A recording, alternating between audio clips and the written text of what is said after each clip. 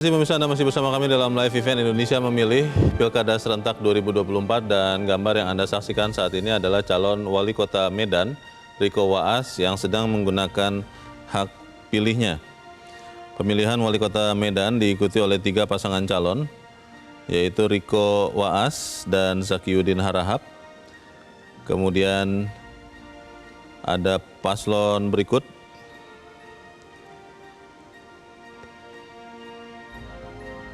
Rida Darmajaya dan Abdul Rani, dan kemudian diikuti oleh paslon yang ketiga adalah Hidayatullah dan Yasir Ridho. Saat ini calon wali kota Medan Riko Waas sedang menggunakan hak pilihnya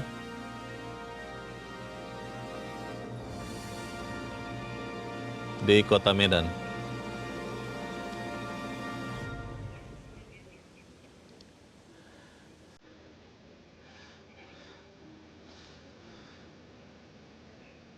Calon wali kota Medan Riko Waas akan menggunakan hak pilihnya untuk memilih Gubernur Sumatera Utara dan untuk memilih wali kota Medan.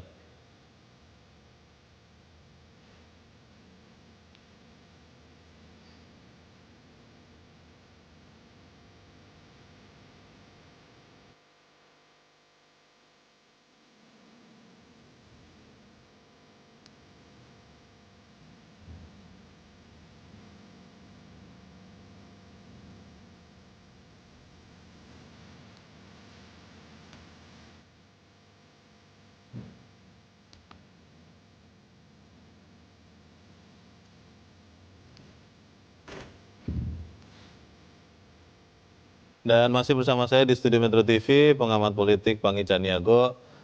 Bung Pangi, kalau kita bergeser ke Sumatera ya, saat ini kita sedang menyaksikan calon wali kota Medan Riko Waas sedang menggunakan hak pilihnya.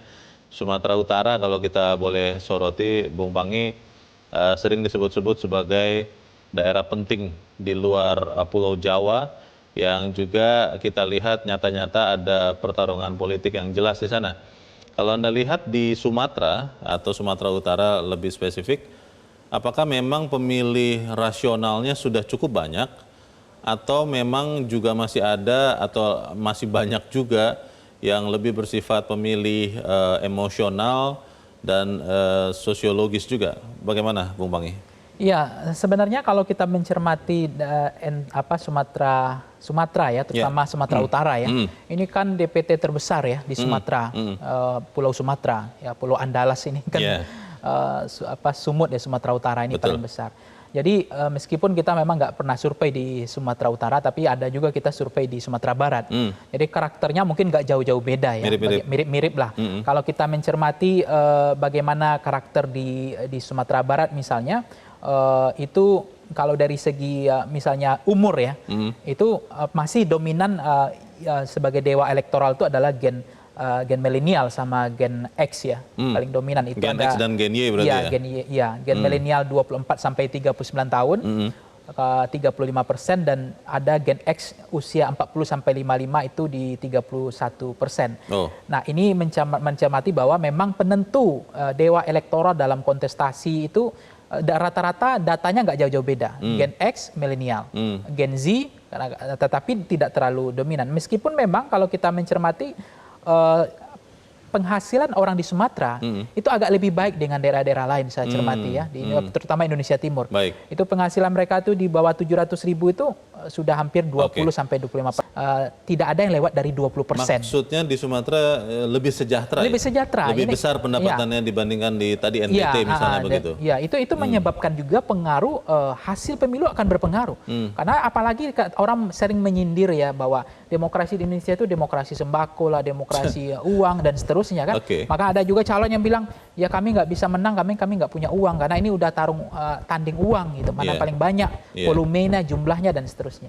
Nah, meskipun memang itu yang saya cermati dari data-data yang di Sumatera Barat misalnya, kalau kita mencermati alasan mereka memilih kepala daerah itu, latar belakang yang mereka inginkan, itu masih dominan soal kinerja dan pengalaman. Itu hampir 48%.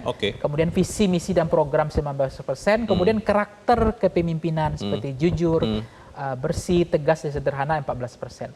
Nah, kemudian kalau kita tanya, latar belakang yang mereka senangi itu adalah apa pengalaman kepala daerah itu? Itu namun dominan kalau di Sumatera Barat ternyata agak beda dengan data lain.